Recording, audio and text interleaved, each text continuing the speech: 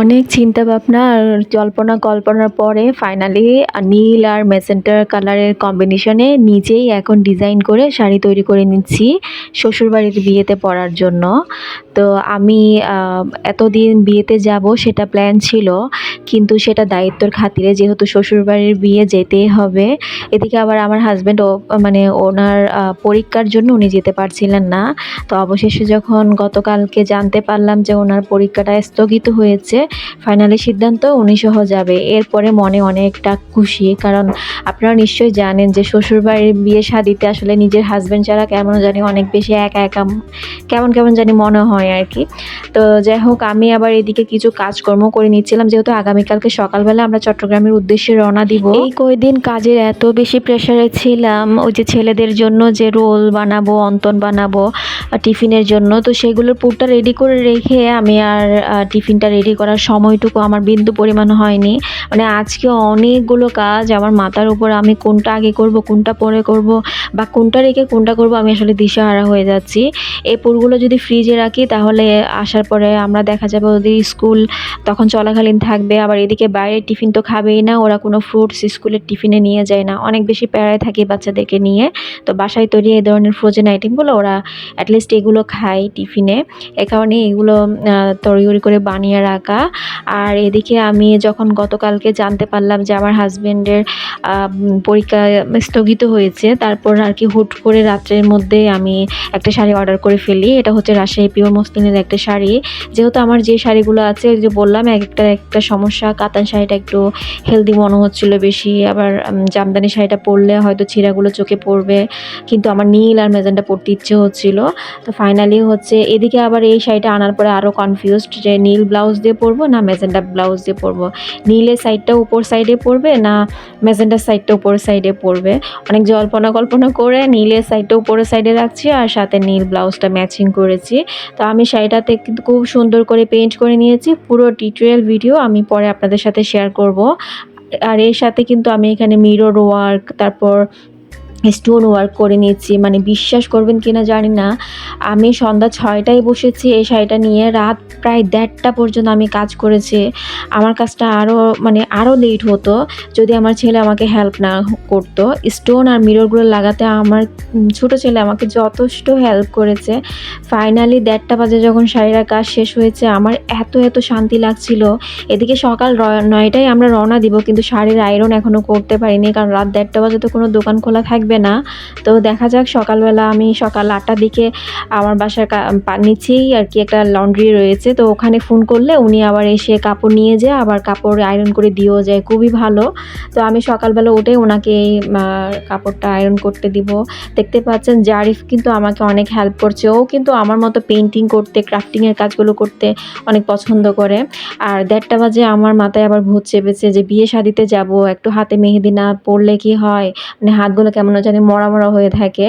তো আমার বাম হাতে দেখা যায় আমি সুন্দর করে একটু মেহেদি বা নেল পলিশ যখন দিতে পারি আর কি, নেল পলিশ দিই মাঝে মধ্যে, তারপর আর কি রিং টিং পরে সুন্দর করে রাখি। কিন্তু ডান হাতটা সবসময় অবহেলিত হয়ে থাকে, ওই হাত দিয়ে কাজ করি বলে হাতটা কোনোভাবে সাজাতে পারি না। সেটা দেখা যায় মেহেদি দেওয়ার ক্ষেত্রেও আমি বাম হাত দিয়ে কোনো কাজ মানে ডান হাতেও ইজিলি করতে পারি না। তো বাম হাত দিয়ে যখন ডান হাতে মেহেদি দিচ্ছিলাম, মেহেদিগুলো সুন্দরভাবে তো দেওয়ার প্রশ্নই আসে না, কারণ আমি বাম হাত দিয়ে কখনোই মেহেদি দিতে পারি না। জাস্ট আমি আস্তে আস্তে করে যেতটুকু না হলেই না, মানে একটু লাল রং দিয়ে হাতটা রাঙিয়ে নেওয়া। ওই যে বললাম ডান হাতটা দিয়ে সব কাজ করলেও ডান হাতটা সব সময় অবহেলিত হয়ে থাকে, না পারে একটু সুন্দর করে সাজিয়ে রাখতে, না পারে কোনো কিছু দিয়ে রাঙিয়ে রাখতে।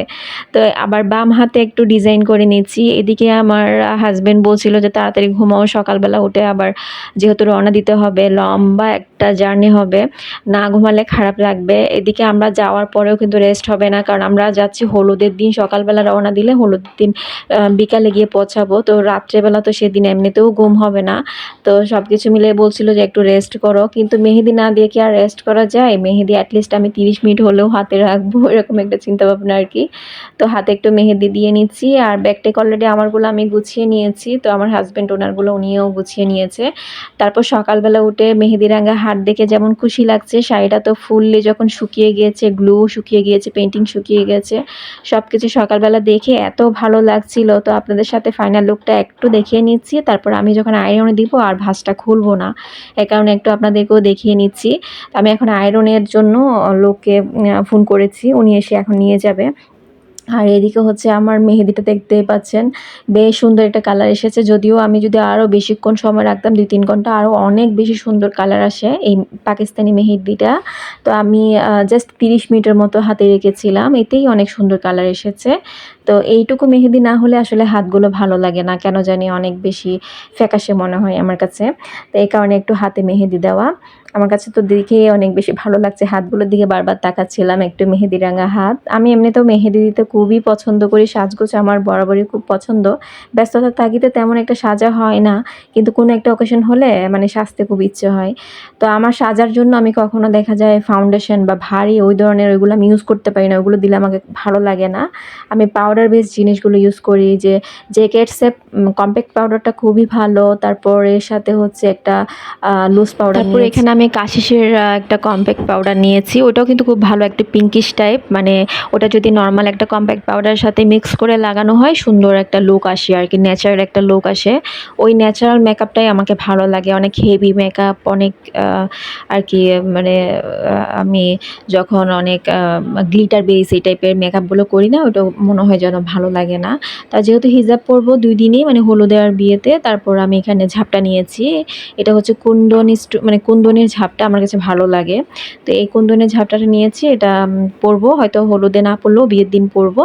আর সাথে কয়েকটা রিং নিয়েছি, এগুলো ডায়মন্ড কাটিংয়ের রিং রয়েছে এখানে। আর এই গোল্ড মানে হোয়াইট কালার আর মেজেন্টা কালার রিংটা কিন্তু আমি রূপা দিয়ে বানিয়েছিলাম, তো সেই রিংটা নিয়েছি। আর টুকটাক কয়েকটা রিং নিয়েছিলাম, তারপর আফরার জন্য ক্লিপ নিয়েছি, ওর জন্য আবার টিপ কানের দুল নিয়েছি। অনেক খোঁজাখুঁজি করে সিম্পল টাইপ টিপ কানের দুল পেয়েছিলাম, তো সেগুলো নিয়েছি।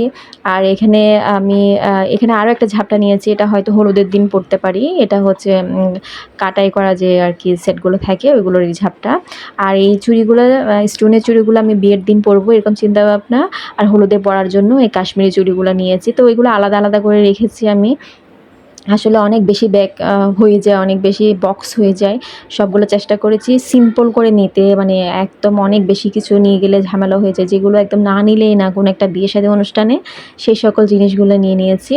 তো 2টা বক্সে করে আমি সবগুলো নিচ্ছি, মানে কোনো রকম আইলাইনার দিব না, কাজল দিব না, ওইগুলো আর নিও নাই। জাস্ট একটা মাস্কারা নিয়েছি আর আইশ্যাডো নিয়েছি আর কি। তো এই তো। আর এদিকে হচ্ছে শাড়িটা অলরেডি আয়রন করে চলে এসেছে।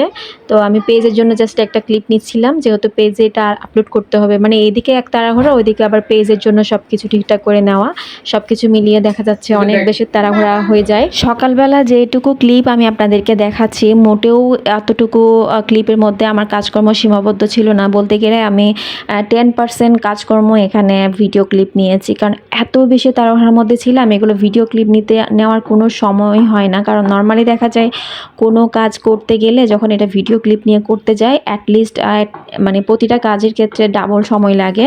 তো এই কারণে এখন ওইটুকু সময় নাই যে আমি এক্সট্রাভাবে ভিডিও ক্লিপ নেব। তো সকালবেলা আমি আবার কিছু মানে পরোটা, সকালে নাস্তার জন্য কিছু পরোটা ভেজে নিচ্ছি, যেগুলো ফ্রোজেন করা ছিল। তো ফ্রোজেন পরোটা যখন আমি ভিডিও দিই, প্রায় এখনও কমেন্ট আসে, অনেকে কিন্তু জানতে চান এগুলো ফ্রিজে রাখার পরে লেগে যায় কি না। আসলে ফ্রিজে রাখার পরে লেগে যাওয়া তো কোনো প্রশ্নই আসে না, লেগে গেলে কি আর আমি এত কষ্ট করে বানিয়ে এগুলো ফ্রোজেন করতাম। যখন ফ্রোজেন শিট বা রুটি শিটগুলো ইউজ করা হয়, এগুলো সুন্দর আলাদা থাকে, দেখতে পাচ্ছেন। এটা জাস্ট ডিপ ফ্রিজ থেকে সাথে সাথে বের করে সাথে সাথে ভেজে নিতে হবে, মানে অনেকক্ষণ আগে 30 মিনিট 1 ঘন্টা আগে নামিয়ে রাখার কোনো দরকার নেই।